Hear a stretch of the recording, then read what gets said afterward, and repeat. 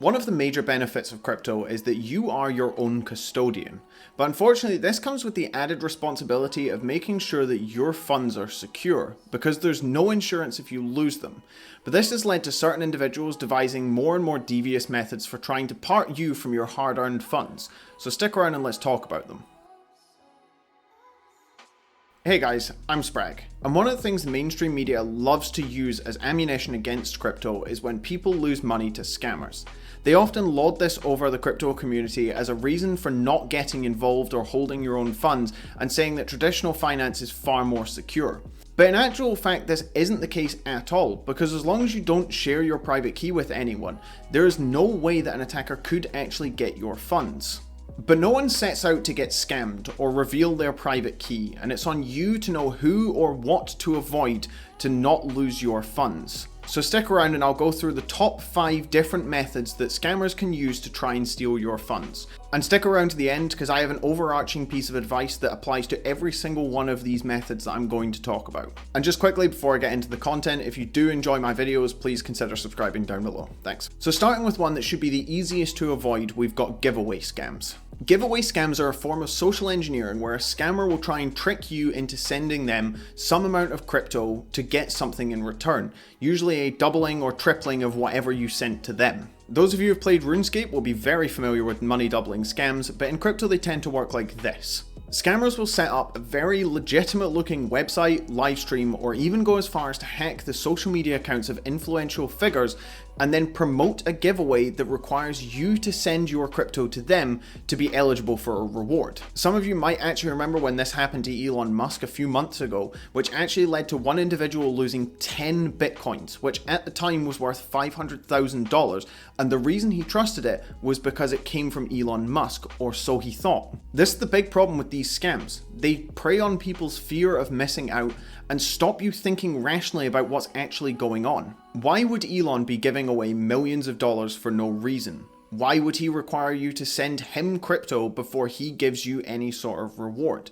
Neither of these things logically add up, but the fear of missing out drives people to completely ignore these red flags and stop thinking logically. And you might think that it's only a minority of people that are actually falling for these scams, but in actual fact, scammers have gotten so good at making these giveaways look legitimate that in the first 3 months of 2021 alone, over $18 million has been stolen by these scams. So how do you avoid them? Stop treating crypto like a get-rich-quick scheme, and if something looks too good to be true, it probably is. Just ask yourself, what is the motivation behind giving this amount of money away? In the case of the Musk scam, the fake website that went along with it said that Tesla were giving away $750 million worth of the Bitcoin that they had just purchased.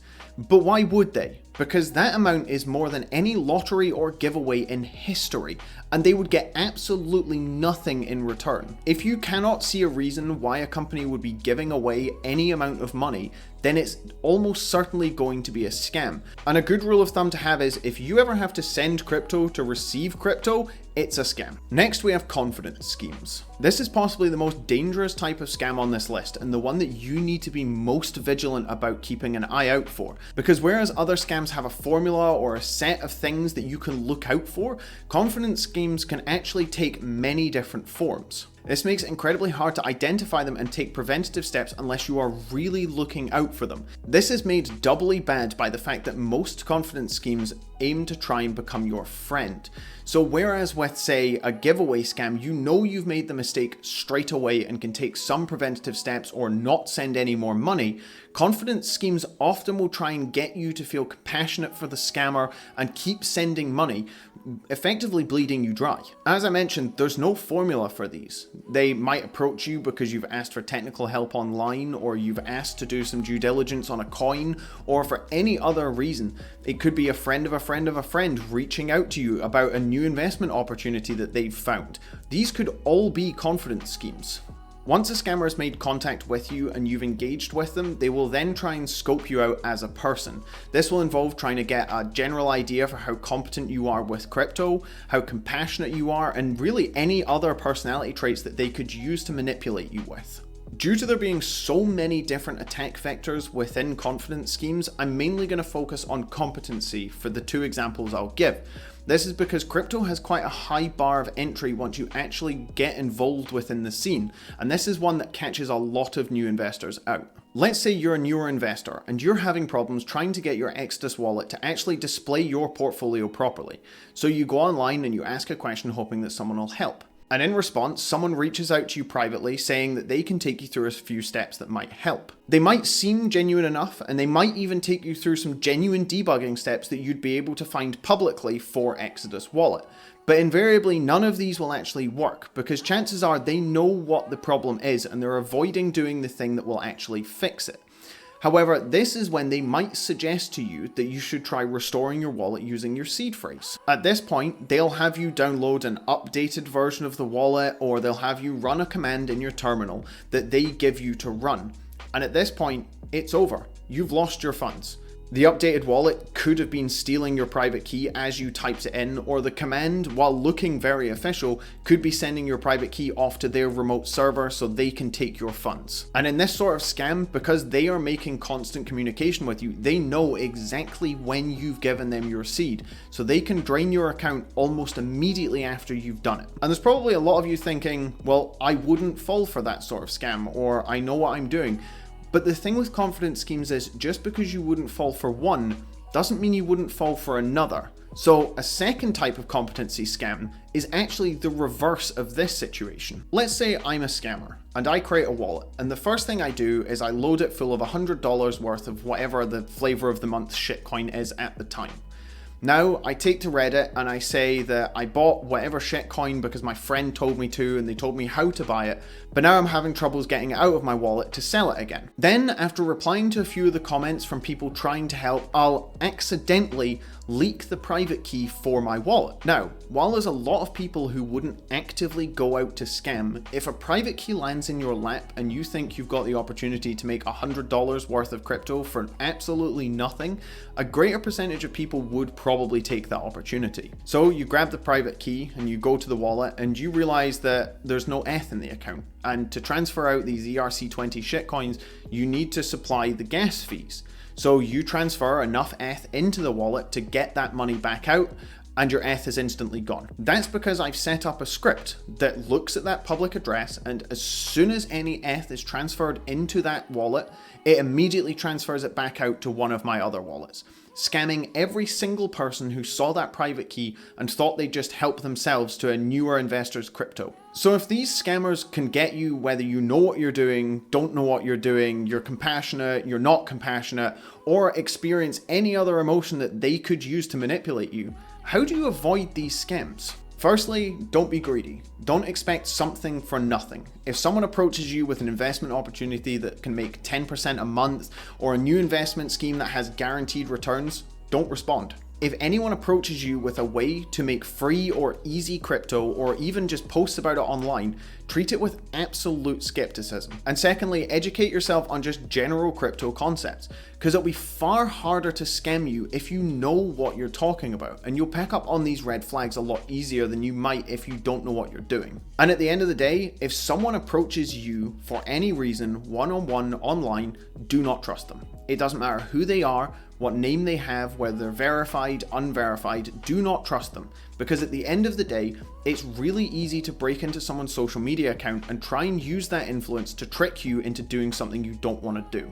On top of this, it's not uncommon for scammers to try and act like the support of whatever group you've posted in. So for example, if you made a post on the Exodus wallet, someone with the name Exodus Wallet Support will DM you. Immediately delete these messages. If support is going to reach out to you, they'll do it publicly, not by private message. The third type of scam is a phishing attack. And while I can almost guarantee that most of you will know what a phishing attack is, if you don't, it's where a scammer will try and replicate one-to-one a legitimate website to trick you into giving them your login details. For example, they'll replicate Binance to try and steal your exchange logins. The scammer will then try and use some form of social engineering to get you to ignore any red flags and click the link. For example, if they've replicated Binance, they might send you an email from a legitimate looking email address saying that your account has been breached and that someone is trying to transfer money. Now, most people in this case would actually panic, immediately ignoring any red flags that might be in the email address, and immediately click the link to try and secure their account.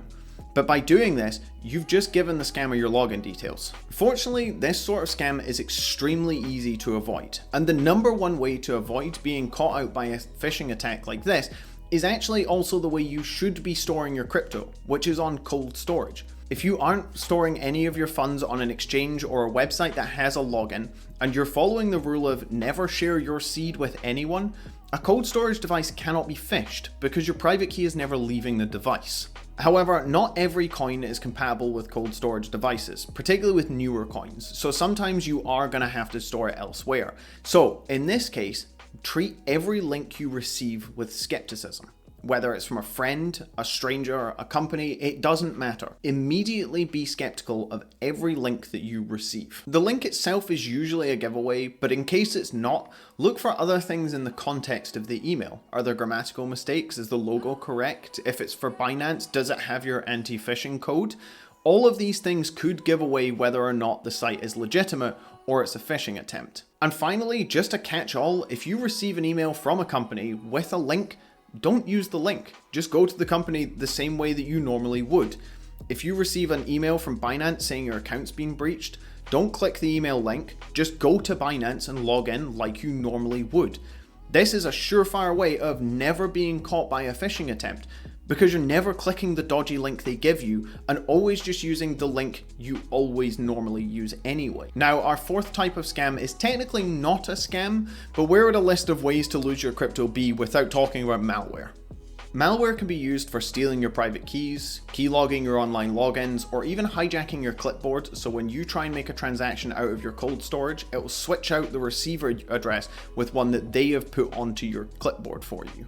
And there's not much more to say about malware really. Everyone knows about it, and it hasn't really changed all that much since its inception, other than constantly staying one step ahead of countermeasures. Malware can also sometimes tie back in with confidence schemes. As I said, a scammer might have you download an updated version of a wallet. This is still malware. The difference is that instead of using a scatter attack of trying to get you just to download an infected link, they are specifically targeting you to try and get you to fall for it. To avoid these, don't download dodgy stuff off the internet. If you're downloading a legitimate program, the website will be the legitimate website. Don't download anything that you shouldn't be downloading really, and you'll avoid malware. And if you really want to take that extra step of making sure that you never fall for any malware, just only interact with your crypto inside a sandbox, because you know that that will be secure. I saved the best or worst type of scam for last, and that's rug pulls and Ponzis.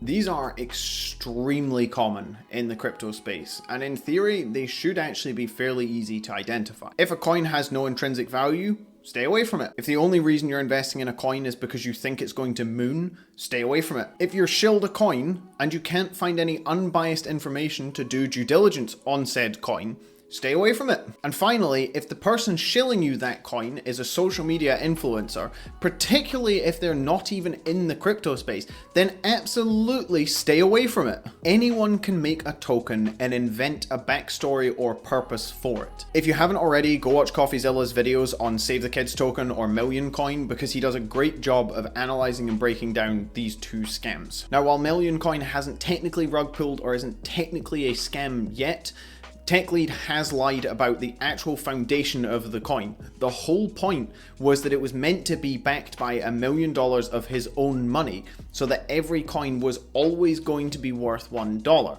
But it's not true. He didn't actually do that. He lied, and it's only now, because of the exposure, that it's actually come out that the entire coin is based on a complete lie. Now, obviously, the shills and the creators of these tokens will do everything they can to try and avoid you finding out the real reason that they created the token, which is to make themselves rich.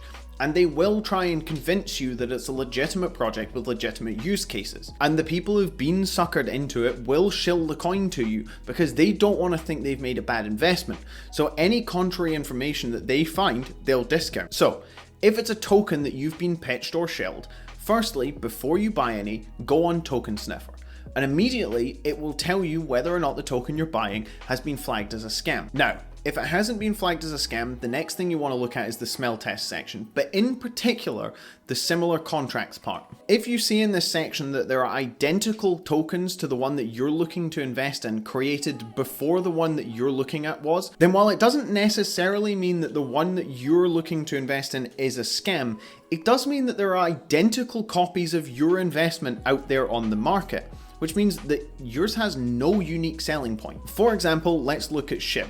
We can see that there are 186 identical tokens to SHIB, with 4 of the ones that we can actually see being created before SHIB was. This means that there is no unique selling point and no purpose to this coin other than trying to jump on the dog craze that everyone for some reason got swept up in. Depending on how well marketed these coins are, they do have potential for short-term gain, but they are absolutely not the sort of thing that you want to be holding in your portfolio long-term, because they have no value. Personally, I can't wait for the meme coin craze to die out, and this isn't because I disagree with the fact that they are an incredibly good low bar of entry coin for new investors to dabble in the crypto markets with. It's more that every time one of these meme coins does well, hundreds of other replica coins then spring onto the market, suckering in new investors. Let's take Doge, the original shitcoin. Firstly, it was created entirely as a joke. There was never the intention for it to actually do well as a coin. But people started buying it because it was cheap, and a lot of people thought that they'd missed out on Bitcoin's meteoric rise, and so instead they'd get on Doge while it was still cheap. On top of this, it was actually still a popular meme at the time of its creation. The problem is that then people started unironically buying Doge as the price went up because they thought that they were going to get rich off it. And while this isn't necessarily a problem, the problem is that then it led to a new wave of investors thinking they'd missed their chance with Doge and were instead looking for the Doge of Doge, which turned out to be SHIB, Atika, and all of these other stupid dog tokens that have absolutely no value, but also don't have the staying power that Doge has. And this is because they think they've missed the boat on these investments. So the way to not fall for these shitcoins is to do your due diligence. Find out how many whales there are, what the wallet distribution is, what the actual value proposition of the coin is. If the coin's only goal is to make the holders rich, then there's no point in the token, and not every holder will be able to get rich, because for everyone who's a winner, there has to be a loser. Do everything you would do if you were investing in a brick and mortar legitimate company.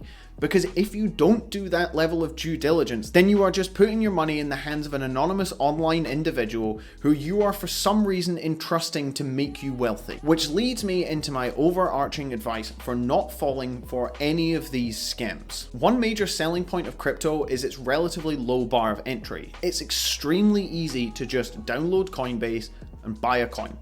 But the problem is that this means that there is a huge amount of investors who have no exposure to any traditional investments like stocks. The problem is that this creates a false impression of how easy it is to obtain wealth in crypto. For example, why would you put your money into a 7% a year stock when you could put it into a 1600% a year return in crypto?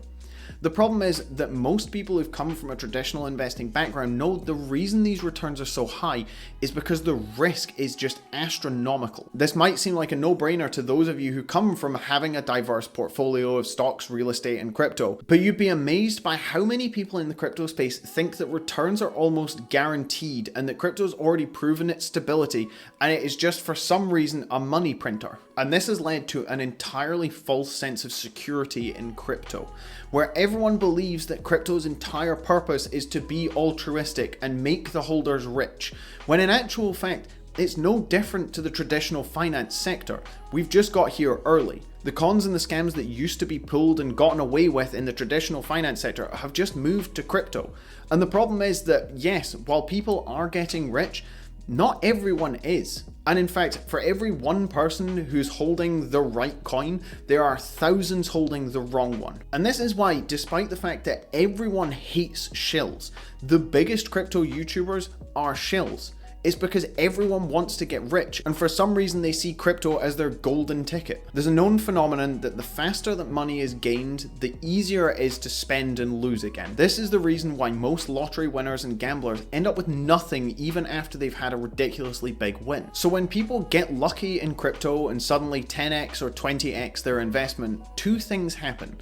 Firstly, they get a confirmation bias that crypto equals getting rich. And secondly, they lose the value of the money they've just earned because they're not thinking of being smart with it. Instead, they're thinking, okay, what can I put this into now to do the same thing again? So the overarching piece of advice for not falling for scams is stop treating crypto like a get-rich-quick scheme and start treating it like an investment. If someone approached you in real life and said, I'm running a giveaway on behalf of Bill Gates, however many dollars you give me, I'll double them, you'd walk away straight away because it's an obvious scam. Just because it's in crypto doesn't make that any different. You need to remember that while the basis of crypto is to give the power back to each individual is still only looking out for themselves. There are no fast passes in life, and there's no easy way to just rapidly gain wealth. You either make the right call or you make the wrong call. The best way to not get scammed is to just play the long game. Pick the safe bets. Don't try and immediately gain as much wealth as you can, because that's how you get burned. I hope you guys enjoyed the video. If you did, leave me a like and a comment down below. If you disagree with anything I've said, particularly in that last section, then also leave it down below and I'll respond to you. And if you generally do enjoy my content, please consider subscribing. Thanks, bye.